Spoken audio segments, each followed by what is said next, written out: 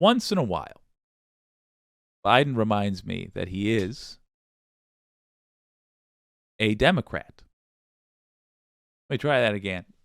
Reminds me that the Democrats are representatives of the left wing in the United States, at least for now. Yeah.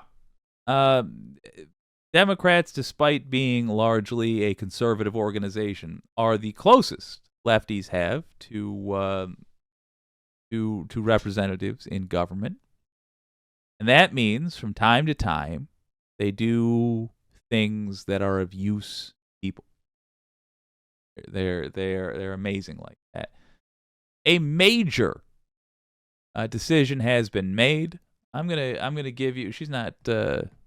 I call her a Michigander. She's not from Michigan originally, but I give you former Michigan Governor Jennifer Granholm, current Secretary of State. What? Secretary of Energy. What am I talking about? Biden administration temporarily pausing and now pending decisions on the export of liquefied natural gas. New export facilities that do not yet have a permit from the Energy Department will now be on hold during the pause. Officials will evaluate the impacts of LNG exports on energy costs, energy security, and the environment. This new move does not affect current exports or previously permitted facilities that have begun construction. Joining us right now is Energy Secretary Jennifer Granholm. Good morning to you. We've been talking about this all morning and trying to understand the rationale behind it. A lot of folks looking at this and saying that, exporting LNG has been a great thing for the United States. Yeah, I mean, we are the world's largest exporter now of LNG, but we have a responsibility at the Department of Energy to ensure. Let her talk. Let me just correct them both for a second. Who says it's been a great thing for the United States? Did you get money? Did you get anything from the U.S. exporting liquid natural gas? Did you get a paycheck for that? I didn't. Some rich person got a lot of money, and admittedly, a couple of thousand poor folks got some money to go pull out that liquid natural gas. But those jobs, for the same investment, could have been generated elsewhere. I don't agree with the premise that it's been a great thing for the United States, but I sure agree that in Michigan, we had a 3-week-long winter that appears to be pretty close to over. I think we're going to get one more big snow, and then that's it. And I remember that Michigan in the wintertime used to be a wonderland of snow. Thick carpet of snow over everything for about 3 months. We lost winter, folks. We need to actually take steps to protect the planet we live on. Hence, pausing new exports. Just not even pausing exports, but new exports of liquid natural gas, a thing we do not need. That all the authorizations are in the public interest according to the Natural Gas Act. And in order to fulfill that responsibility, since the sort of boom, shale boom, and the exports of LNG have begun, we have undertaken a periodic assessment of what the lay of the land is. The last assessment, though, was done in 2018, and at that time we were only exporting 4 billion cubic feet of natural gas, which is a fraction of what we're doing now. Now we're exporting 14 billion cubic feet. We have another. Quick question for you, gang. In 2018, was a Democrat president or was a liar president? Because Republicans cannot be trusted. I mean, on anything. Republicans are the people that do not allow us to measure gun deaths. They try to interfere with that. Republicans are the ones who tried to stop us from measuring the effects of global warming Republicans are the ones who literally tried to cover up COVID deaths. Surprised that we didn't immediately, as soon as Joe Biden got into office, I'm surprised he didn't immediately order every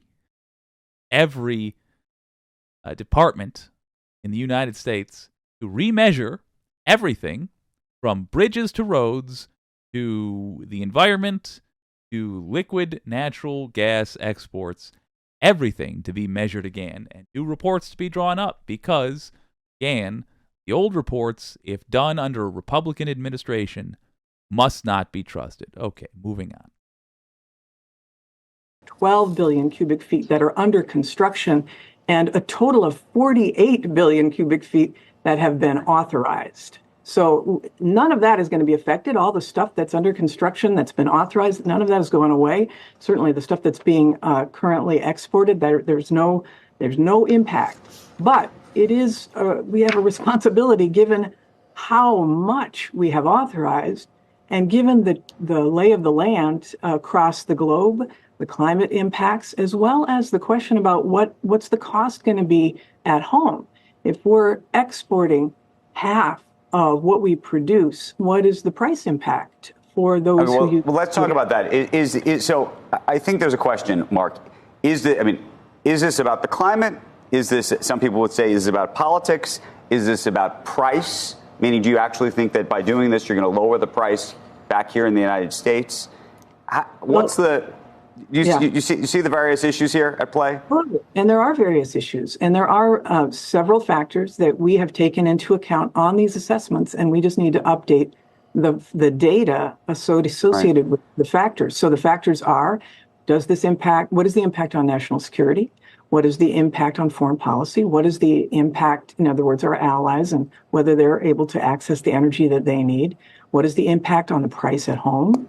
What is the impact on the climate? And so we need But that can't be done without stopping, but without pausing? I mean, I think that's the other question, because some people look at LNG specifically and they say, look, this is a cleaner form of energy. In fact, when it's exported, oftentimes it is replacing energy that might be produced by coal, which is a lot dirtier.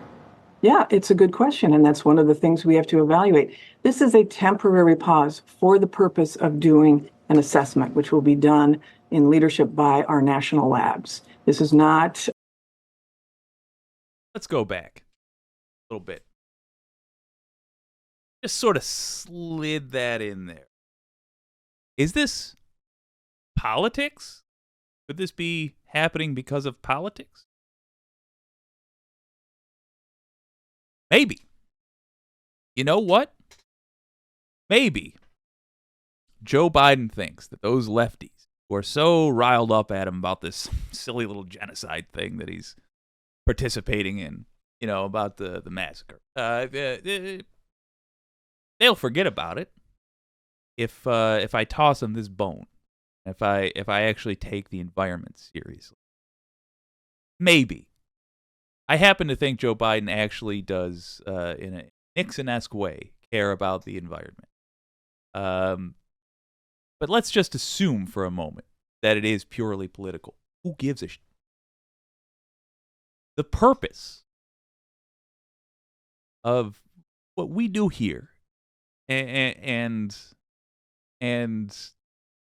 putting a president in office is to get the president to do things that we want them to do. I don't care what's in their heart. I truly don't. Joe Biden could secretly hate the environment, like have beef with the environment.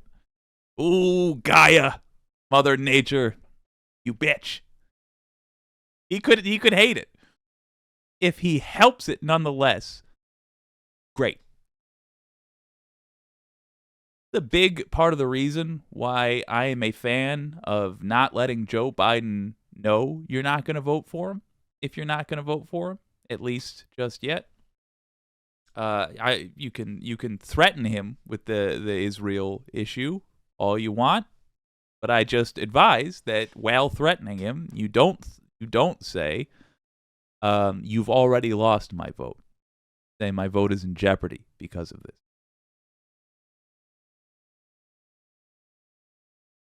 If he's already lost your vote, he will do nothing further to try to appease you. There's a subtlety needed in applying this kind of pressure to a politician. By the way, I'm not saying you must vote for Biden. It's a separate conversation. I'm just saying, when you contact him, you contact the White House and you let people know how you feel about things. Just be careful with how you're phrasing it. And don't let the cat out of the bag if there truly is nothing he can do to win your vote back. Don't stop him from trying. Don't stop him from pausing all new liquid natural gas export licenses. This is fantastic. This is how we get change done. This is how we apply pressure in the electoral politics system that we have. This is how we do it. If he believes that this is going to win lefties over, let him believe it. Whether it's true or not, let him believe it. I'm a big fan of truth as a primary, I guess, a guiding principle. I am a big fan of that. However, I ain't no dummy. Well, I'm kind of, but not that dumb. We don't need to stop these people from doing good things in the name. We don't need to correct them in the name of being very clear about how much we hate. Whatever, man. This is good.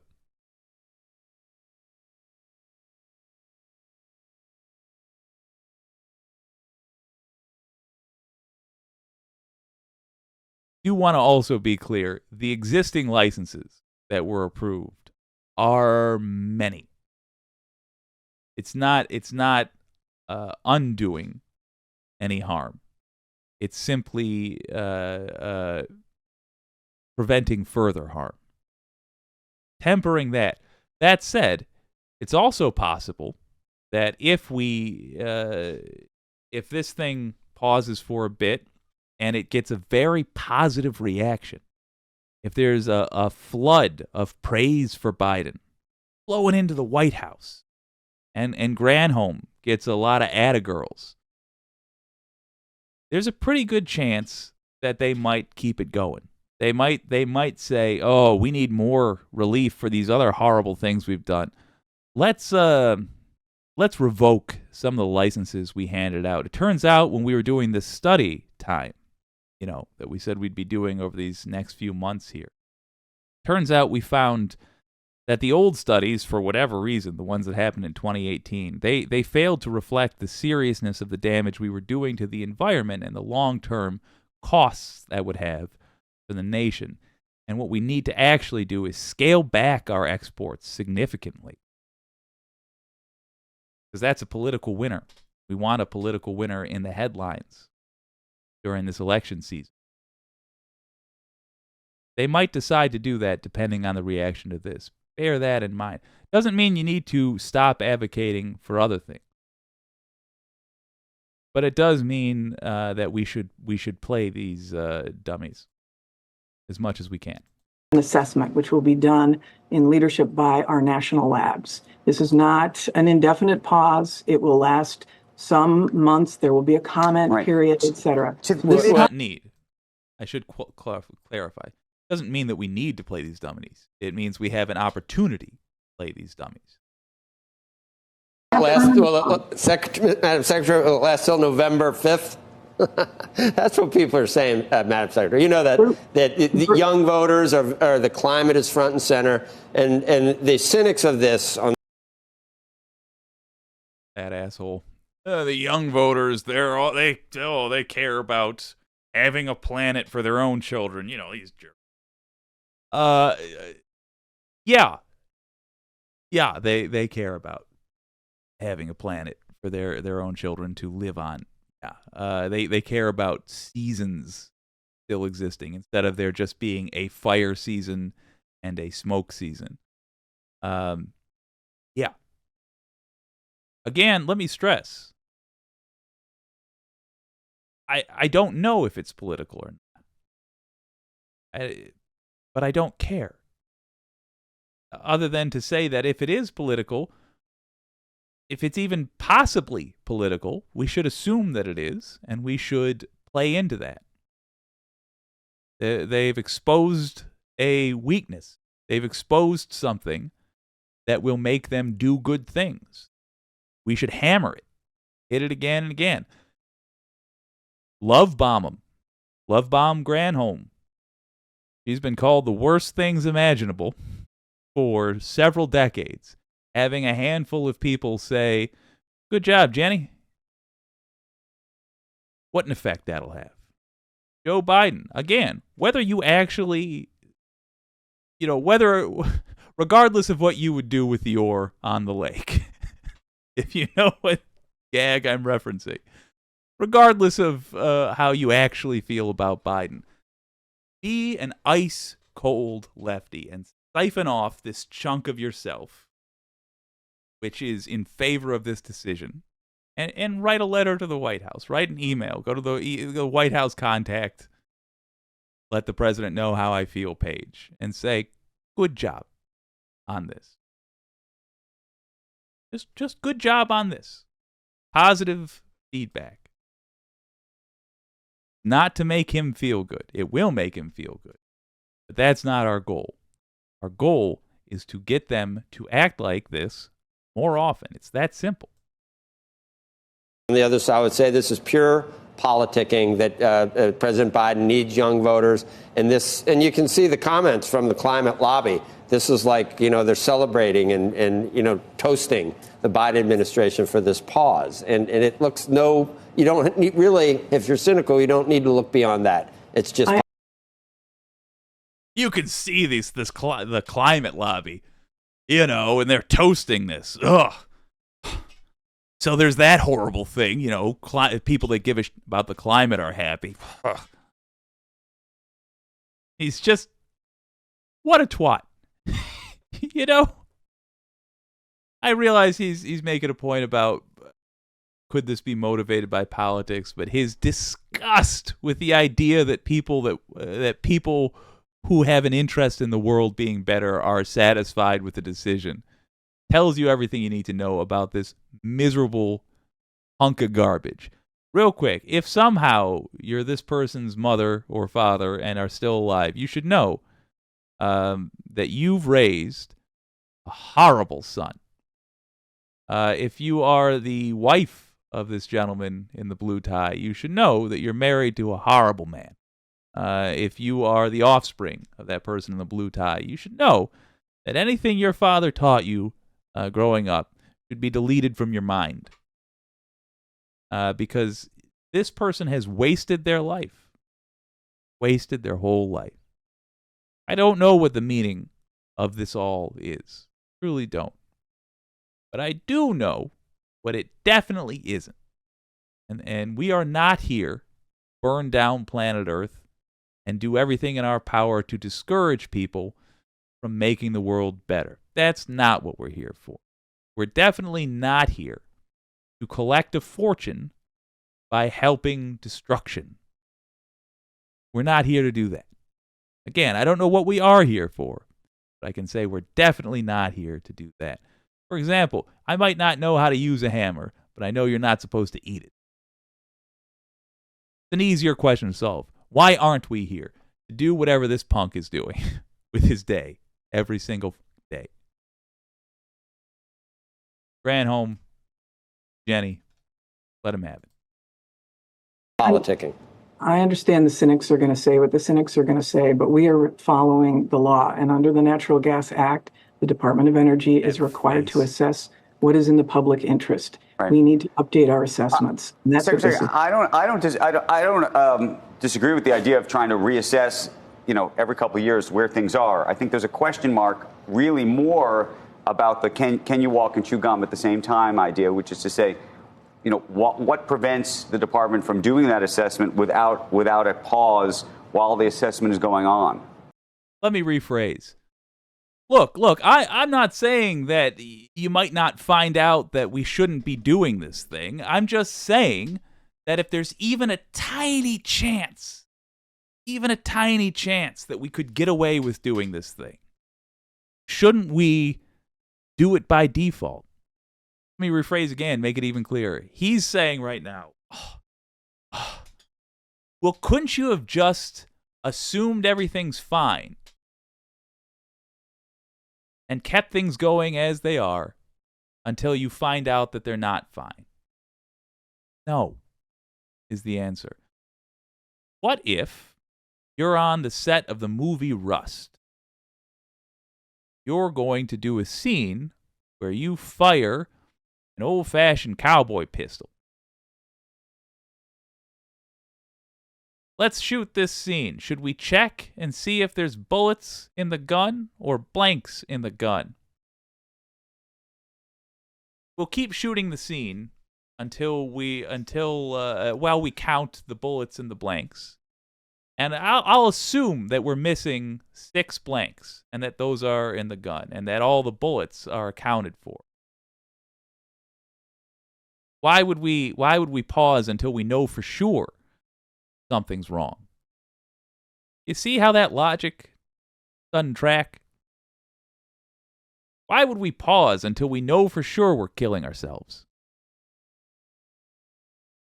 Why wouldn't we pause until we know for sure that we're not killing ourselves? You silly little twerp. Jenny, you lived in Michigan. You were queen of the place for a while. I'd like to see some of that Wolverine spirit. Let him have it, Jenny. Well, there are 13 projects in the queue between the Department of Energy and FERC, the Federal Energy Regulatory Commission. Those projects account for another 12 billion cubic feet. We need to assess, as we assess, we want to make sure that we are applying the same sort of standard to those that are in the queue, to those that will be coming up into the future.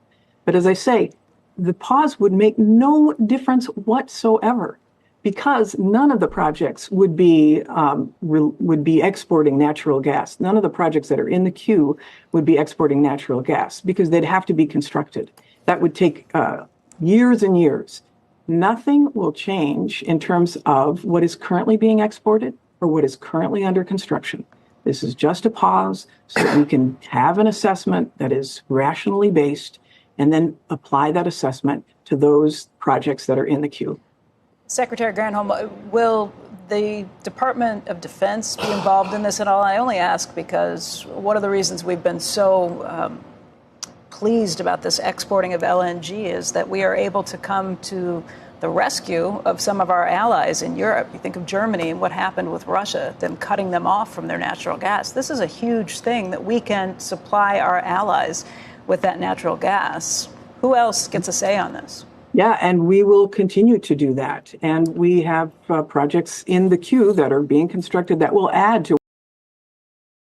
So what she has already said multiple times, I'll repeat now because it's the answer to that gal's question.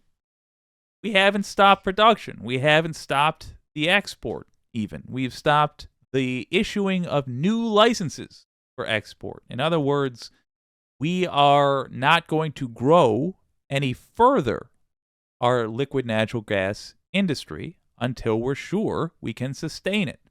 I'm quite confident that the Biden administration, as things currently stand, without us affecting this decision, are going to discover, oh, look at that. It'll kill us in 20 years, which means people will not blame it on me, which means I can make a very slim amount of people happy who will not vote for me anyway and will, in fact, donate millions to the Republican Party. I can make them happy by allowing them to kill my grandchildren's planet for profit. That's what they'll decide. But in the meantime, there's no new licenses being issued. We still have the ability to do all those things that news lady said, all of those things. What we're already doing. National security is one of the considerations that we make in these assessments. So we will certainly consult with our folks at the State Department, at the Department of Defense. It's really important that we stay strong with our allies.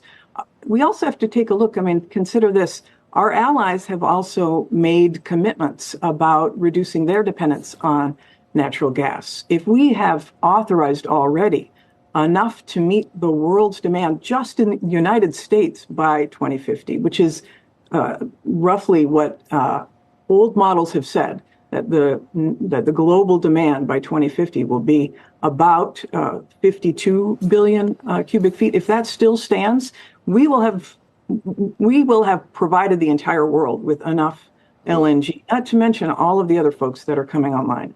It is important for us to consider why all these countries are saying that they want to shift away from fossil fuels because, of course, of climate change. And so how do we evaluate what countries have put into place in terms of their own demand for natural gas? Is there going to be that level of demand for natural gas? Etc. Let me talk about this purely from a greedy American point of view. Let me appeal to greedy Americans. Climate change is not something to be denied. If you don't think it's real, get the out of here. No, let me try it again. If you don't think it's real, genuinely, I'm telling you it is. You can look at the abundantly available data. If you're thinking, though, it might be real, but what about Americans? We can't just lose. We can't just not make an obscene amount of money while other people make lots and lots of money. Well, consider this. If we are exporting less liquid natural gas, that gives the rest of the world incentive to find another way to get their energy. You guys build solar panels, even if we don't want to. You guys build wind farms, even if we don't want to. It makes the rest of the world do the work. I don't think that's how we should be viewing this. I think we should take some responsibility. However, if you're a greedy American, if you're the kind of horrible little person that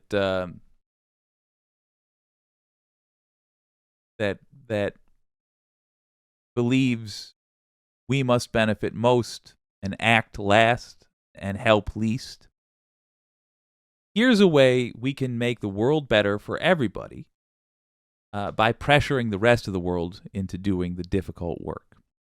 I'll go one step further, though, for the greedy Americans.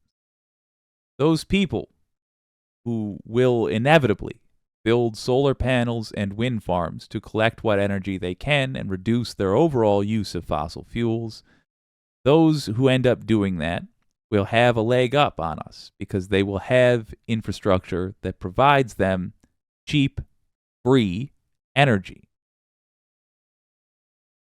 If we really want to win in the United States, if we want to continue to be the powerhouse of the world, we should not leave energy on the table. Wind energy, solar energy requires infrastructure. You should demand that we build tons of it everywhere we can. Suck up all the sun we can. Steal all the wind we can and turn it into electrons to power in your DeWalt drill. Because that infrastructure will make us wealthier. Just that simple. We'll use less of our gasoline. We'll lower the price of gasoline as demand for it goes down. These are good things. These are things we benefit from. But now back to talking to the lefties. Lefties, as much as you might not like Joe Biden, I'm there with you. This is a good thing the Biden administration has done. This is a good thing Jennifer Granholm has done. We should encourage it. We should lead them to believe that doing more of this will make us like them more. We don't have to promise anything. And I'm an advocate for not straight up lying to these people most of the time. So don't say if it won't get your vote. Don't say you want my vote. Keep doing this. Just speak truthfully to these people if you are appreciative of what they have done in this instance, and encourage them to do it again. Let them make all the assumptions they want to make about what your positive view of this could mean come November. Whatever, man. That's on them if they get it wrong. But if you like what they've done now, if this seems like a sensible thing to have done now, I'd recommend you let them know and encourage them to do more of it.